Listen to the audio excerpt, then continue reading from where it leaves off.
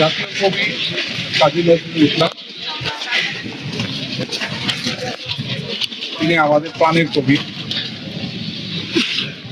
বিদ্রোহী কবি, মোহের কবি, নানা অভিনয় অভিনয় করা সাহিত্যের যত ক্ষেত্র রয়েছে প্রতিটি ক্ষেত্রেই ছিলেন কাজী নজরুল ইসলামের পদচারক। তবে তিনি বেশি পরিচিতি পেয়েছেন কবি হিসাবে, এবং কবি হিসাবে তার পরিচিতি সারা বিশ্বব্যাপী পরিচিতি পেয়েছে। তার সবচাইতে বেশি পরিচিত আমরা জানি যে বিদ্রোহী কবি হিসাবে। তার অত্যন্ত পত্র কণ্ঠের যে বিদ্রোহী কবিতা, সেটা ভারতবর্ষের তৎকালীন সময় ব্রিটিশ সাম্রাজ্যকে নাড়িয়ে দিয়েছিল। যার জন্য বিদ্রোহী কবিতা সারা ভারতবর্ষের স্বাধীনতা নিয়ে আসার জন্য সে সময়কার ব্রিটিশ সরকার কিন্তু জাতীয় কবিকে কারাবরণ। মহান এই কবি মানুষের স্বাধীনতা, সাম্য, ভ্রাতৃত্ব, অসাম্প্রদায়িকতা বিশ্বাস করতেন। দলমত, ধর্ম সবকিছুর ঊর্ধ্বে মানুষকে তিনি মানুষ হিসেবে দেখতেন, এবং এই জন্যই তিনি বারবার লিখেছেন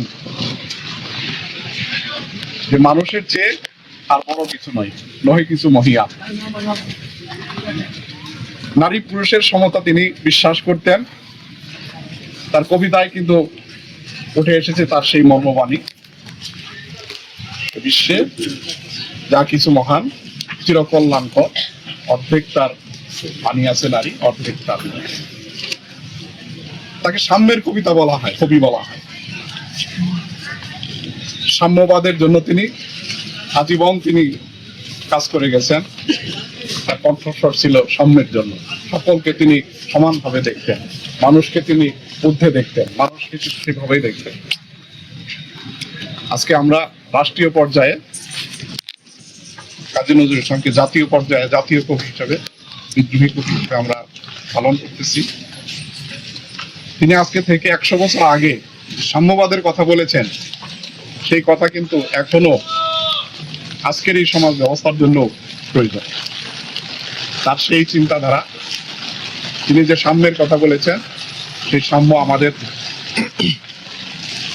বাংলাদেশের পার্সপেক্টিভে এখনো আমাদের জন্য জাতীয়মান প্রয়োজন। আজকের এই যে আবহাওয়ার এই চরম সময়েও আপনারা রয়েছেন, এই জন্য মহান কবির এই স্মৃতির প্রতি আমরা শ্রদ্ধা জানাই। তার জন্মবার্ষিকীকে তার আত্মার মাগফিরাত কামনা করি।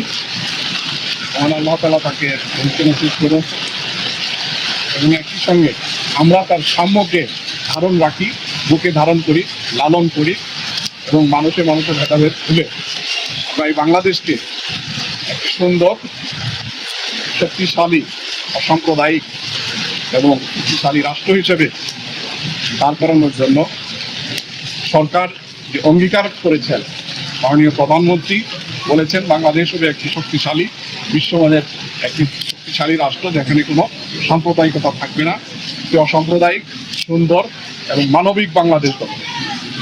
আমরা সকলেই মাননীয় প্রধানমন্ত্রীর সেই অঙ্গীকার বাস্তবায়নের জন্য একাত্মবদ্ধ।